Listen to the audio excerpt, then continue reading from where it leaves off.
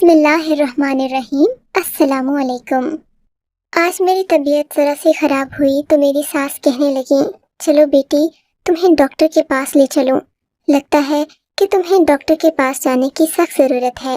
اماں کے کہنے پر میں تیار ہو گئی۔ وہ مجھے ڈاکٹر جمیلہ کے پاس لے گئیں، جنہوں نے میرے کچھ ٹیسٹ وغیرہ کیے، پھر بولی تمہارا الٹرا ساؤنڈ کرنا پڑے گا۔ بنا چیک اپ کے رزلٹ دیکھے میں کچھ نہیں کہہ سکتی۔ تھوڑی دیر بعد ایک لڑکی آئی، اس نے مجھے لٹا کر میرا الٹرا ساؤنڈ کیا اور پھر مجھے واپس بھیج دیا۔ تب تک میری ساس ڈاکٹر جمیلہ کے پاس ہی بیٹھی ہوئی تھی۔ ڈاکٹر جمیلہ تو بہت خوش لگ رہی تھی، مگر انہوں نے مجھے باہر جانے کو کہہ دیا۔ کہنے لگی تمہاری پرچی بنا رہی ہوں، باہر جا کر بیٹھو۔ ساس میری اندر ہی رہ گئی، شاید وہ محترم تھیں اسی لیے ان کو باہر نہ بھیجا۔ کافی دیر انتظار کرتی رہی، پھر ساس نے مجھے اندر بلایا۔ میں گئی تو ڈاکٹر کا چہرہ اترا ہوا تھا۔ مس ماہم، کیا آپ کو بچپن میں کچھ چوٹ وغیرہ لگی تھی؟ نہیں ڈاکٹر صاحب، ایسا کیوں کہہ رہی ہیں آپ؟ اس لیے کہ آپ کے لیے ایک بری خبر ہے۔ وہ کیا؟ میں نے پریشان لہجے میں پوچھا۔ وہ یہ کہ آپ کبھی بھی ماں نہیں بن سکتی۔ آپ میں بچہ پیدا کرنے کی صلاحیت موجود نہیں ہے۔ یہ ایک پیدائشی نقص ہے جس کے بارے میں آپ کو تفصیل سے نہیں سمجھا سکتی۔ بس اتنا کہوں گی کہ آپ میں بچے پیدا کرنے والا نظام موجود نہیں۔ ڈاکٹر صاحبہ کی بات سن کر میرے تو دل میں جیسے کچھ ٹوٹ سا گیا تھا۔ میں نے سوچا نہیں تھا کہ زندگی اتنی بڑی محرومی لیے میرے سامنے کھڑی ہوگی۔ میں وہیں پر بیٹھ کر رونے لگی، آنکھوں سے ٹپ ٹپ آنسو بہنے لگے۔ میں نے آصف سے محبت کی شادی کی تھی، اب وہ اپنی ماں کی سنتے تھے۔ وہ کہتے کہ میری ماں جو بھی کہیں ان کی بات ٹالنا نہیں۔ اب مجھے لگ رہا تھا کہ اس گھر میں میری کوئی جگہ باقی نہ رہے گی۔ جب اولاد ہی پیدا نہیں کر سکتی تو پھر مجھ جیسی عورت کا آصف کی زندگی میں کیا کام؟ ان کی ماں کو تو بچوں سے محبت تھی۔ میں وہیں بیٹھے رونے لگی۔ دل چاہ رہا تھا کہ زمین پھٹ جائے اور میں اس میں سما جاؤں، یہ آنکھ ہمیشہ کے لیے بند ہو جائے۔ رو رو کر دل ہلکا ہوا تو ساس نے تسلی دی، بیٹی فکر کیوں کرتی ہو، میں تمہارے شوہر کو کچھ نہیں بتاؤں گی۔ ساس کے اس رویے پر میں حیران رہ گئی۔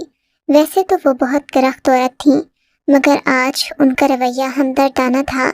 پھر کچھ وقفے کے بعد بولی، بیٹی اگر تم کہو تو میں تمہیں رشیدہ بیگم کے پاس لے جاؤں۔ جانتی ہو رشیدہ کے پاس جتنی بھی بانجھ عورتیں آتی ہیں نا، ان کے ساتھ کوئی نہ کوئی مسئلہ ہوتا ہے، بچے پیدا نہ کر سکیں یا پھر بچے مرے ہوئے پیدا ہوں۔ رشیدہ کی دوائی سے سب ٹھیک ہو جاتا ہے۔ وہ صرف 7 گولیاں دیتی ہے بیٹی، اور اس کے بعد تمہارے گھر میں مانو خوشخبری پکی۔ یہ ڈاکٹر مجھے تو جھوٹ بولتے ہیں، ان کو تو بس اپنا پیسہ کمانا ہے۔ اس ڈاکٹرنی کا خیال ہوگا کہ میں تیرا مہنگا علاج کرواؤں، تبھی یہ ایسی باتیں کر رہی ہے۔ مگر تو فکر نہ کر، میں تجھے رشیدہ کے پاس لے کر جاؤں گی۔ اس کی گولی کھا کر تو ایک نہیں کئی بچے پیدا کرے گی۔ ساس کی بات سن کر میں خوشی سے کھل اٹھی۔ انہوں نے بتایا کہ وہ اپنی بیٹی راحیلہ کو بھی اسی کے پاس لے کر گئی تھیں، اور رشیدہ بیگم کی 7 گولیاں کھانے کے بعد وہ اسی مہینے حاملہ ہو گئی تھی۔ میرے دل میں امید کی کرن جاگ اٹھی۔ شام کو اماں نے کہا تھا کہ میرے ساتھ رشیدہ بیگم کے پاس چلنا۔ میں بے چینی سے شام کا انتظار کر رہی تھی۔ شام ہوئی تو ساس نے مجھے چادر اوڑھنے کا کہا۔ ہم لوگ دونوں رشیدہ بیگم کے آستانے نما گھر پر چلی گئیں۔ رشیدہ بیگم کے پاس واقعی کافی عورتیں بیٹھی تھیں۔ ان عورتوں میں سے 4-5 کے ساتھ میں نے بات کی تو پتہ چلا کہ وہ بھی رشیدہ بیگم کی 7 گولیوں سے ٹھیک ہوئی ہیں، اور یہ کہ ان کے بچے بھی پیدا ہوئے۔ یہ سن کر میری تو ساری فکر جاتی رہی کہ جب اتنی عورتوں کا علاج ہو چکا ہے، میری تو شادی کو ابھی صرف 2 مہینے ہی ہوئے ہیں۔ بہرحال رشیدہ بیگم کے پاس گئی تو انہوں نے شفقت سے مجھے دم درود کیا اور پھر 7 گولیاں مجھے دے کر بولی، بیٹی یہ گولیاں پابندی سے کھا لینا، ان میں سے ایک بھی چھوٹنے نہ پائے، اور ہاں ساتھ میں جو دعائیں بتا رہی ہوں وہ لازمی پڑھنا۔ انہوں نے گولیاں مجھے تھماتے ہوئے کہا، مگر میرے ہاتھ سے گولیوں والا شاپر میری ساس نے لے لیا۔ کہنے لگی میں سنبھال کر رکھوں گی، تجھے گولیوں کا نہیں پتا، یہ ایک حساس چیز ہے جس کی حفاظت میں خود کروں گی۔ مجھے اپنی ساس پر اس لمحے بڑا پیار آیا کہ کس قدر خیال رکھنے والی ہے وہ، ورنہ تو عورتیں اپنے بیٹوں کی دوسری شادی کروانے پر تلی ہوتی ہیں، کبھی بھی اپنی بہو کے کسی نقص کو برداشت نہیں کرتی، جبکہ میری ساس مجھے خود ڈاکٹرز کے پاس لیے پھر رہی تھیں۔ گھر آ کر میری ساس نے مجھے ایک شاپر تھمایا جس میں سفید رنگ کی چھوٹی چھوٹی گولیاں تھیں اور یہ تعداد میں 7 تھیں۔ کہنے لگی، میں روزانہ رات کو تمہیں دودھ لا کر دوں گی، تم دودھ کے ساتھ یہ گولیاں کھا لینا اور خبردار اس کے بعد بستر سے مت اٹھنا، سیدھی سو جانا، جانتی ہو نا دوا کے اثر کرنے کے لیے سونا ضروری ہے۔ جی سمجھ گئی، میں نے سعادت مندی سے سر جھکا لیا۔ میری ساس کمرے سے چلی گئی تو میں بیٹھی سوچنے لگی کہ اللہ نے مجھے کس قدر مہربان عورت عطا کی ہے جو بالکل ماں جیسی ہے۔ تھوڑی دیر بعد آصف آ گئے۔ میں نے ان سے اس بات کا ذکر نہیں کیا، وہ بھی کچھ نہ بولے، جیسے انہیں میری کسی چیز سے غرض ہی نہ ہو۔ البتہ جب یہ پتہ چلا تھا کہ میں کبھی ماں نہیں بن سکتی تو ان کے چہرے پر ناگواری کے تاثرات ضرور دیکھے تھے۔ اسی رات میں نے ایک سفید گولی منہ میں رکھ لی، مگر منہ میں گولی رکھتے ہی میری طبیعت خراب ہونے لگی۔ ایسا لگا جیسے میں نے کوئی عجیب زہریلی چیز کھا لی ہو، مگر پھر اپنی اولاد کے لیے مجھے اتنا تو کرنا ہی تھا۔ میں نے بڑی مشکل سے یہ گولی اپنے حلق سے نیچے اتاری۔ اب بس انتظار کر رہی تھی کہ کب یہ مرحلہ گزرے اور کب میں اپنے شوہر کو خوشخبری سناؤں۔ یوں ہی 2-3 دن خیریت سے گزر گئے، مگر میں ایک بات سے سخت پریشان تھی۔ میں جب بھی صبح اٹھتی میری قمیص پر کالے رنگ کے داغ لگے ہوتے، ان داغوں کا نشان بھی سمجھ میں نہ آتا کہ یہ کیسے لگا ہے۔ اس کے علاوہ میرا سر بھاری ہوتا اور پورے جسم میں درد ہوتا۔ اس چیز نے مجھے پریشان کر رکھا تھا، مگر میں اپنی ساس سے کچھ نہ کہتی کہ کہیں وہ دوبارہ مجھے کسی ڈاکٹر کے پاس نہ لے جائیں۔ ویسے بھی وہ میرا بہت خیال رکھتی تھیں۔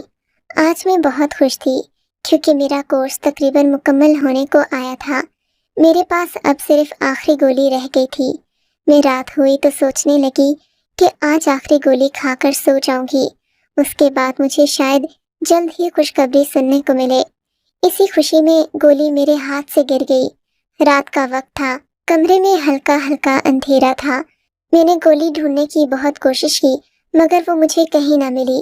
پھر میں جا کر ٹارچ لے آئی، بیڈ کے نیچے ہر جگہ گھوم پھر کر دیکھا، مگر میری گولی گم ہو گئی تھی۔ مجھے بڑا افسوس ہوا اور خود کو کوسنے لگی کہ آج تو آخری دن تھا، سارا عمل ضائع ہو گیا ہے۔ کاش میں گولی کھا لیتی تو میرے ساتھ یہ مسئلہ نہ ہوتا۔ اب نہ جانے باقی 6 گولیوں کا اثر بھی مجھ پر ہوگا یا نہیں۔ پھر سوچنے لگی، رشیدہ بیگم کون سی دور ہیں، ابھی وقت زیادہ نہیں گزرا۔ فجر کے وقت صبح منہ اندھیرے ہی ان کے گھر چلی جاؤں گی۔ گاؤں کے لوگ تو صبح سویرے اٹھ جاتے ہیں، صبح سویرے ہی ان سے گولی لے لوں گی تو باقیوں کا اثر ضائع نہیں جائے گا۔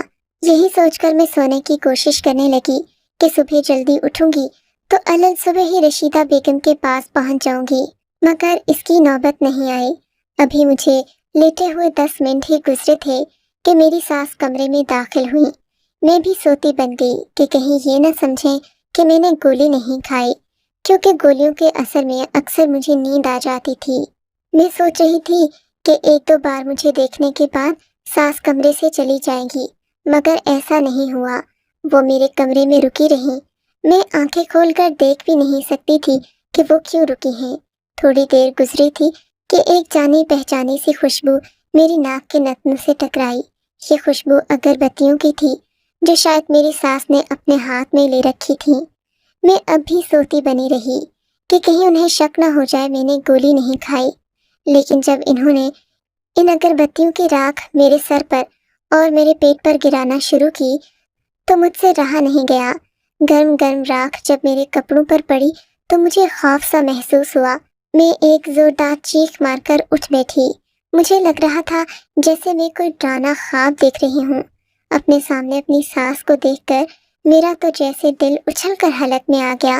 انہوں نے کالے رنگ کا لباس پہن رکھا تھا اور ماتھے پر لال رنگ کا ٹیکا تھا، جسے دیکھتے میری روح فنا ہو گئی۔ لگتا تھا کہ وہ کوئی ہندو جادوگرنی ہے جو اپنے عمل میں مصروف ہیں۔ مجھے اٹھ کر چیختا چلاتا دیکھ کر وہ گھبرا گئیں۔ بولی، خاموش ہو کر لیٹ جا، ابھی مجھ سے سوال جواب مت کر۔ انہوں نے مجھے سختی سے حکم دیا کہ میں لیٹ جاؤں۔ मगर मैं यूं ही कैसे लेट जाती। मुझे अजीब सा महसूस हो रहा था। उनके इस अमल से मुझे उलझन हो रही थी। कमरे में फैली बदबू से मेरा दम घुट रहा था। इससे पहले कि मैं मजीद चीखती चिल्लाती, मेरी सास ने मेरे मुंह पर हाथ रखा और मुझे घसीटती हुई पीछे वाले कमरे में ले गई। ये कमरा घर की एक भी तरफ बना हुआ था। इसमें कोई आता जाता नहीं था। एक इंतहाई अंधेरा सा कमरा था जिसे देखकर मैं वैसे भी डर जाती थी। इन्होंने मुझे यहाँ बंद कर दिया। मेरे मुंह में कपड़ा ठूंसकर बाहर से ताला लगाकर चली गईं। ये देखकर मेरा बुरा हाल हो गया। मेरी आंखों से आंसू बहने लगे। सोचने लगी मुझे यहाँ क्यों बंद कर दिया। रोती चीखती चिल्लाती रही मगर किसी ने मेरी आवाज़ न सुनी। मैं तो जानती थी कि यहाँ मेरी आवाज़ सुनने वाला कोई नहीं, क्योंकि ये कमरा घर की पिछली जानिब वाक़ था। मैं अपने शौहर आसिफ को कोसने लगी, जिसने मेरा ख्याल नहीं किया, मुझे पूछने तक नहीं आया। मैं उसका इंतज़ार दिन भर करती रही मगर उसने मुझे पलटकर नहीं देखा। लग रहा था जैसे वो भी अपनी माँ के साथ इस अमल में शामिल है और ये कि उसे मेरी कोई परवाह नहीं। इसी इंतज़ार में थी कि तकरीबन शाम के 4 बजे आसिफ ने अपनी शक्ल दिखाई। कहने लगा, तुम यहाँ पर हो मैं जानता हूँ, मगर तुम्हें सब्र से काम लेना होगा। इसके पीछे छुपी हिकमत तुम नहीं समझ सकती। मैं उसे देखते ही फट पड़ी। ये कौन सी हिकमत है? तुम पागल तो नहीं हो गए? तुम्हारी माँ ने अजीबोगरीब अमल करने के बाद मुझे यहाँ बंद कर दिया, जबकि तुम जानते हो मैं तुम्हारे बच्चे की माँ बनने वाली थी। मैं जानता हूँ, तुम्हारी डॉक्टर रिपोर्ट्स देख चुका हूँ। तुम्हारे माँ बनने का तो उसी दिन पता चल गया था जब तुम डॉक्टर जमीला के पास गई थी। अच्छा, क्या वाकई? तो फिर तुमने मुझे बताया क्यों नहीं? तुम्हारी माँ ने मुझसे ये बात क्यों छुपाई और मुझे बांझपन की गोलियां क्यों दी? बताता हूँ, सब बताता हूँ। आसिफ ने हाथ के इशारे से मुझे बैठने का कहा। मजबूरन मैं बैठ गई। इसके सिवा और कोई चारा नहीं था कि मैं उनकी बात सुन लूं, मगर मेरे दिल पर खौफ सवार था। मैं उनके पांव पड़ गई। खुदा के लिए आसिफ, पहले मुझे यहाँ से निकालो, उसके बाद तुम जो मर्जी कर लेना। यहाँ मेरा दम घुट रहा है। घबराओ नहीं, मैं तुम्हारे साथ हूँ। आसिफ ने मुझे तसल्ली दी। अब मेरी बात गौर से सुनो, आसिफ ने राजदाराना अंदाज में कहा। मेरी अम्मा को तो तुम जानती हो, वो कितनी मजहबी खातून हैं। औरतें उनसे दम करवाने आती हैं और वो सभी का मुफ्त इलाज करती हैं। शायद तुम इस बात को नहीं जानती, क्योंकि अम्मा ने आजकल ये सरगर्मियाँ ज़रा कम की हुई हैं, मगर मैं अम्मा को अच्छी तरह जानता हूँ। वो लोगों की मदद करती हैं, खासकर बांझ औरतों की। वो चाहती हैं कि कोई औरत उनके दर से खाली न जाए। जैसे रशीदा बेगम है ना, वो वैसा ही बनना चाहती हैं, और इसके लिए इनको एक अमल करने की ज़रूरत है। इन्होंने जब मेरी शादी तुमसे करवाई तो मुझसे वादा लिया था कि मैं अपनी मर्जी से शादी तो कर रहा हूँ, मगर शादी के बाद उन्हें तुम पर इस अमल की इजाज़त दूँ। बस इसी वजह से मैं उनके सामने बात नहीं कर सकता, क्योंकि उन्होंने मेरी बात मानी थी। तुम्हें मुझसे ब्याह कर मेरी दिली आरज़ू पूरी की, मगर अब मुझे भी तो उनकी मानना है ना। वो अगर ये अमल कर रही हैं तो उन्हें करने दो। इससे शायद तुम्हारे बच्चे को भी कोई नुकसान पहुँचे, मगर मैं जानता हूँ कि अम्मा की नीयत बुरी नहीं है। वो बाकी औरतों की मदद करना चाहती हैं। अपने शौहर की ये राम कहानी सुनकर मैं चिल्ला उठी। तुम पागल तो नहीं हो गए आसिफ? मर्द बनो, तुम्हारी अकल को हो क्या गया है? क्या अल्लाह की किताब को इन फरसुदा वामिल की ज़रूरत है? हरगिज़ नहीं। तुम्हारी माँ सरासर जहालियत में पड़ी है। उनको ये तक नहीं पता कि एक औरत के साथ झूठ बोलकर इन्होंने कितना बड़ा गुनाह किया है। अरे वो क्या लोगों की मदद करेंगी? वो तो अपने ही बेटे की नस्ल ख़त्म करने पर तुली हैं। अगर मैं बांझ नहीं थी तो मुझे वो खतरनाक गोलियां खिलाने की क्या ज़रूरत थी? और तुम कैसे बाप हो? तुम्हें अपनी औलाद की भी फिक्र नहीं? क्या ये बच्चा चला जाए तो तुम्हें कोई दुख नहीं होगा? नहीं, आसिफ ने इत्मीनान से कहा। मुझे दुख नहीं होगा।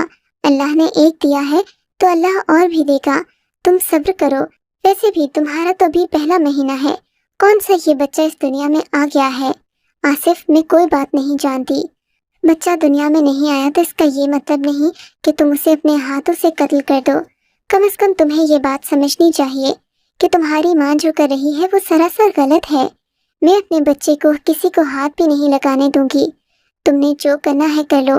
तुम्हारी माँ के हाथों कुर्बानी का बकरा नहीं बनूंगी। मैंने गुस्से से कहा आसिफ ने मुझे वहीं बंद किया और वो भी चला गया। बेवफा की इस हरकत पर मैं तो हैरान रह गई। सोचा नहीं था कि वो इस कदर संगदिल होगा। 2-3 घंटों के बाद दोबारा आया तो फिर मुझे वही बात समझाने लगा।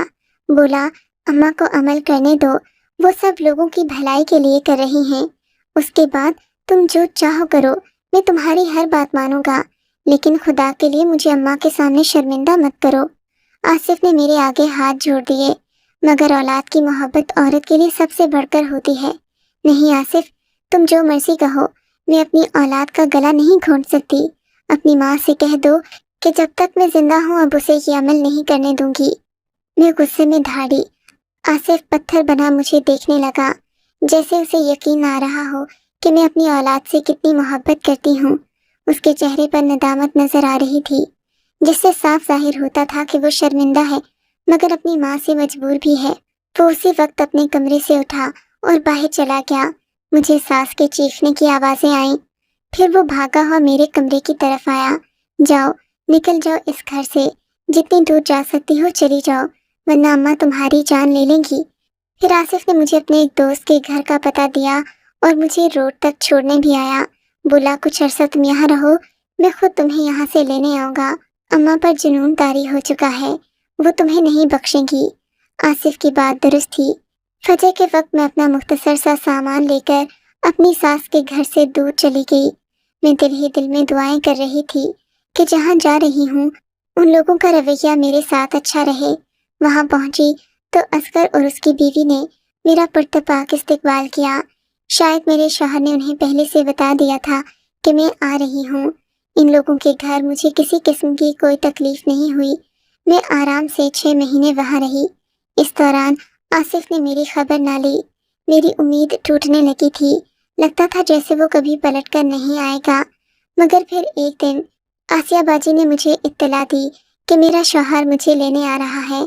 खुशी से मैं फूले न समा रही थी। मेरा आखिरी महीना चल रहा था। इन दिनों औरत को शौहर की ज़रूरत होती है। वो उससे अपने दुख सुख कहती है, अपनी तकलीफ का साथी बनाती है।